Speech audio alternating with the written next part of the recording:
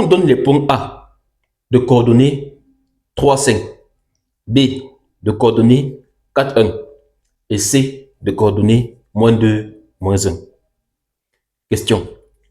Vérifiez que A, B et C ne sont pas alignés. Deuxième question. Déterminez les coordonnées de l'octocentre de A, B et C. Pour donc montrer que les points A, B et C ne sont pas alignés, on va d'abord calculer les vecteurs AB et AC. On a donc le vecteur AB qui sera de coordonnées 4, 1, -3, -5, ce qui implique que le vecteur AB sera de coordonnées 1, -4. De même, on a aussi le vecteur AC qui sera de coordonnées -2, -1, -3, -5. Ce qui implique qu'on aura le vecteur AC de coordonnées -5, -6. Pour donc montrer que les points A, B, C ne sont pas alignés, on doit calculer le déterminant de AB, AC et montrer qu'il est différent de 0. On a donc déterminant de AB, AC est égal à, je mets les barres, 1, -4, -5, -6, qui est égal à 1 fois -6, -4 fois -5, qui est égal à -6, -20, qui est égal à -26, différent de 0. Donc, conclusion, A, B, C ne sont pas alignés, car les vecteurs A, B, A, C sont non collinéaires. Petit 2, déterminer les coordonnées de l'octocentre de A, B et C. Tu es en troisième et tu veux réussir ton année et décrocher ton brevet. Ce livre est fait pour toi, préfacé par Dr Vambé, chercheur en mathématiques, à l'université de Paderborn, en Allemagne. Le lien est dans la description. Première étape, on trace d'abord les points ABC. On a donc, on va mettre ici A.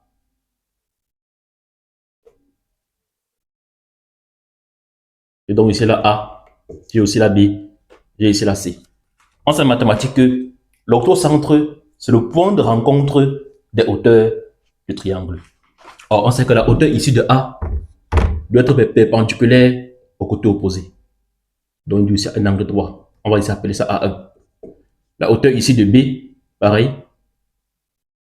La hauteur ici de B doit être perpendiculaire au côté opposé. On va appeler ça B1. Et enfin, la hauteur ici de C doit être perpendiculaire au côté opposé. On va appeler ça C1. Donc, voici l'octocentre que je cherche. Je vais les coordonnées de ce point ici-là. Je vais l'appeler H. OK.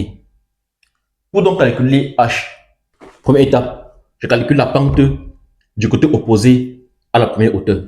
Je vais donc appeler ça MBC pour dire la pente de la droite BC. On sait qu'en mathématiques, c'est égal à YC moins YB sur XC moins XB.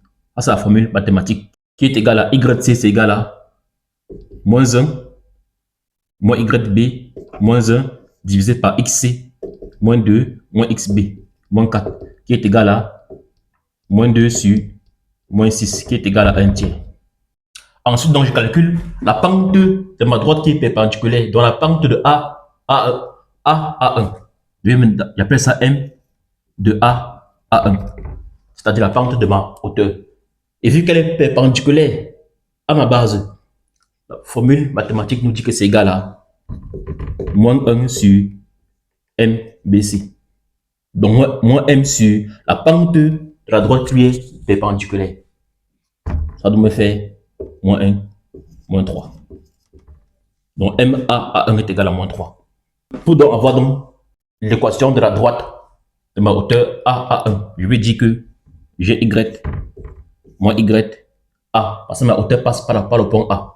Donc, mon YA est égal à MA à 1, facteur de quoi de X moins XA. Parce que ma hauteur passe par le point A. J'aurai donc Y moins YA. YA c'est combien? C'est 5. Moins 5 est égal à moins 3, facteur de X moins XA moins 3. Et qui va dire qu'on aura donc y moins 5 est égal à moins 3x plus 9. Donc, ceci équivaut à dire qu'on aura donc y qui est égal à moins 3x plus 14. Voici donc l'équation de ma droite, de ma hauteur A à 1. J'appelle ça la droite A à 1. De même aussi, je fais aussi pareil. J'aurai aussi ici la pente de ma droite AC pour la hauteur BB1. Ma droite AC sera égale à, on sait que c'est égal à YC moins YA sur XC moins XA.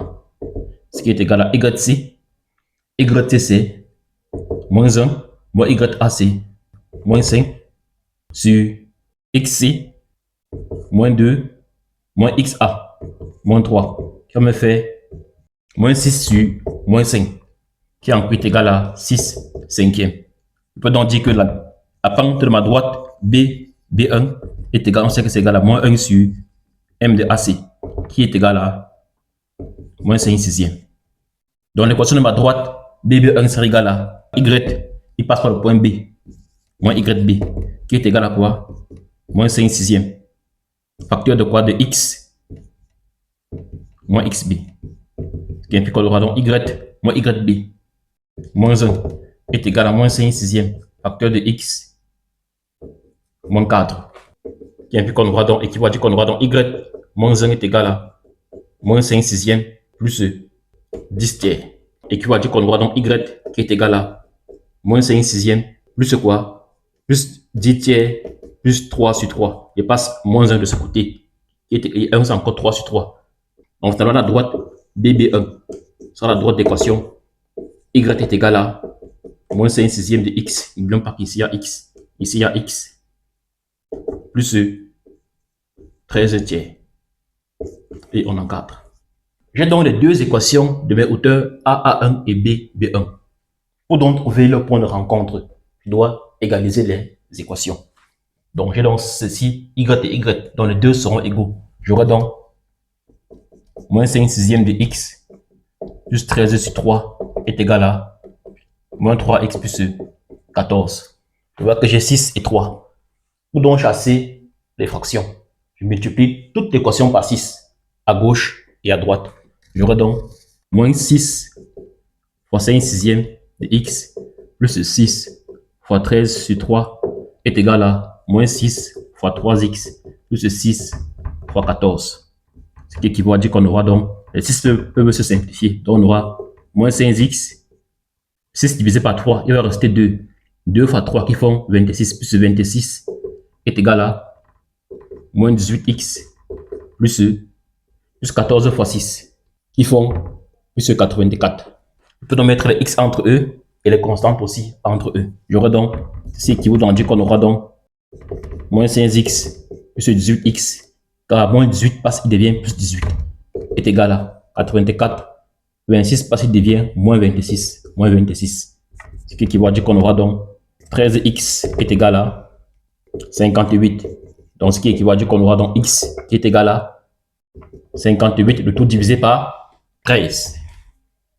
On a donc X. Pour trouver donc Y, je remplace X dans l'une des deux équations. Je vois qu'il est préférable de remplacer ici pour ne pas avoir trop de fractions.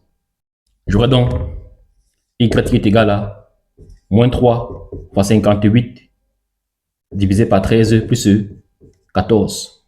On va me faire aussi là, plus 14 fois 13, le tout divisé par 13 pour avoir le même dénominateur. Je n'ai rien changé à l'équation car j'ai multiplié, j'ai encore divisé. Ce qui donc est égal à moins 3 fois 58 plus 14 fois 13, le tout divisé par 13. Ce qui me fait moins 174, ça fois ça, plus 182, le tout divisé par 13. Donc on trouve donc que ce qui est égal à 8 treizièmes. Donc en conclusion, mon point H sera de coordonner, on va trouver X qui est égal à 58 treizièmes et Y qui est égal à 8 treizièmes. Ce qui me donne un thème à l'exercice. Ciao.